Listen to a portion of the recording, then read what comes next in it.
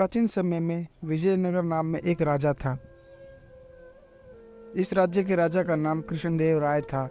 महाराज के चर्चे दूर दूर तक चर्चित थे कि वे महाराज बुद्धिमान एवं चतुर लोगों को बहुत सम्मान करते हैं। तेनाली भी महाराज के चर्चे सुने हुए थे। तेनाली भी बुद्धिमान एवं चतुर स्वभाव के व्यक्ति था। उसने सोचा क्यों न महल जाकर अपना हाथ आजमाया जाए, किंतु तेनाली के सामने एक समस्या थी कि आम व्यक्ति का राजमहल में पहुंचना संभव नहीं था। तेनाली ने सोचा कि राजमहल में कोई खास व्यक्ति से अगर मेरी जान पहचान हो जाए तो उसके जरिए मैं राजमहल में पहुंच सकता हूं।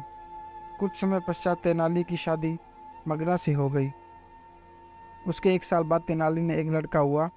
तभी तेनाली को ज्ञात हुआ कि महाराज के राजगुरु मंगलगिरी नामक स्थान पर आए हैं। तेनाली वहां चला गया और वहां जाकर राजगुरु की कई दिनों तक सेवा की। कुछ दिनों पश्चात तेनाली ने राजगुरु के समक्ष महाराज से मिलने की इच्छा जाहिर की। राजगुरु बहुत ही चतुर था। अगर महल में कोई और चतुर व्यक्ति आ गया तो उसका सम्मान कम हो जाएगा। यह सोचकर राजगुरु ने कहा कि उचित समय आने पर मैं तुम्हें महाराज से मिलवा दूंगा। कुछ समय पश्चात राजगुरु महल लौट गए और तेनाली अपने गांव लौट गया। तेनाली ने कई दिनों तक राजगुरु के संदेश की प्रतीक्षा की, किंतु राजगुरु का कोई संदेश नहीं आया। महल जाने की बात को लेकर कई लोग तेनाली का मजाक उड़ाते थे और कहते, क्यों तेनाली, विजयनगर जाने की तैयारी हो गई? इस पर तेनाली शांति से जवाब देता, समय आने पर सब कुछ हो जाएगा। धीरे धीरे तेनाली का विश्वास राजगुरु से उठ गया और उसने स्वयं ही विजयनगर जाने की ठान ली। तेनाली अपने परिवार के साथ विजयनगर के लिए निकल गया।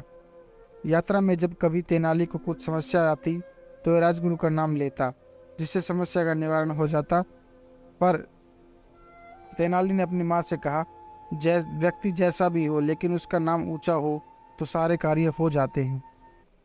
4 मास की कठिन यात्रा के पश्चात आखिरकार तेनाली विजयनगर पहुंच ही गया। तेनाली राजा की चमक दमक देखकर उसे बहुत अच्छा लगा। चौड़े चौड़े रास्ते, बड़े बड़े साफ सुथरे बाजार की चमक दमक देखकर वह दंग रह गया।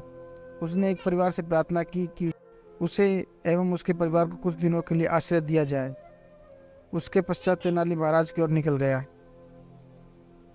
राजमहल पहुंचते ही तेनाली ने सेवक के हाथों राजगुरु को संदेश भिजवाया कि तेनाली गांव से रामा आया है, किंतु राजगुरु ने तेनाली को पहचानने से इनकार कर दिया।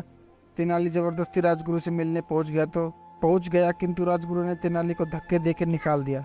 तेनाली को देखकर वहां सभी लोग हंसने लगे। तेनाली को बहुत ज्यादा अपमान महसूस हुआ। उसने अपने अपमान का बदला लेने की ठान ली, लेकिन इसके लिए महाराज को दिल जीतना भी जरूरी था। अगले दिन तेनालीराम राज के दरबार में पहुंच गया। वहां पर गंभीर विषयों पर चर्चा हो रही थी। संसार क्या है, जीवन क्या है, इस गंभीर विषयों पर चर्चा हो रही थी। दरबार में बैठे एक पंडित जी ने कहा, संसार कुछ नहीं है, यह सब कुछ छलावा है। जो कुछ हम देखते हैं वो सब हमारे मन का छलावा है। सच में ऐसा कुछ नहीं होता, बस ऐसा लगता है कि ऐसा हो रहा है। तभी तेनाली ने दरबार में खड़े होकर पंडित जी से पूछा, क्या सच में ऐसा होता है? पंडित जी ने कहा, यह बात शास्त्रों में लिखी हुई है और शास्त्रों को भगवान ने खुद लिखा है, तो यह 100% सत्य है। तेनाली को खुद की बुद्धि पर भरोसा था। क्यों ना आज पंडित जी के विचार की जांच की जाए। आज महाराज की तरफ से दावत, हम सब दावत को खाएंगे, किंतु पंडित ऐसा मान लेंगे कि वो भी दावत खा रहे हैं और दावत खाने के पश्चात महाराज को सब एक एक स्वर्ण मुद्राएं देंगे, केवल पंडित जी को छोड़ के, क्योंकि पंडित जी मान लेंगे कि उन्हें भी स्वर्ण मुद्रा मिल गई है। तेनाली की बात सुनकर पूरा राजा दरबार हंसने लगा और पंडित जी की शर्म से पानी पानी हो गए। महाराज ने तेनाली के चतुर को देखकर उससे पुरस्कृत किया और राज दरबार में राज विदूषक के पद से सम्मानित किया। संपूर्ण दरबार में महाराज के फैसले का स्वागत किया, जिसमें राजगुरु भी शामिल थे।